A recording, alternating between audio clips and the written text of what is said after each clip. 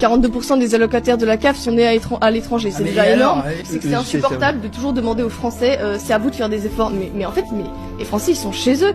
C'est à ceux qui viennent de faire des efforts pour venir habiter en France. Enfin, c'est quand même fou, quoi. Et qu'on vienne dire, bon voilà, oh, les pauvres communautés, on les traite comme telles. Mais déjà, peut-être que si jamais elles se comportaient bien, on n'est pas obligé de kiffer vivre avec vous, en fait. Si jamais vous vous comportez mal, en fait, au bout d'un moment, on sature. Donc, ce que je disais, c'est que, voilà. En fait, c'est pas à la population française de faire des efforts. La population française d'origine, bah, en fait, elle est chez elle. Et si jamais des personnes, elles viennent, c'est à elles de faire un pas vers nous, en fait.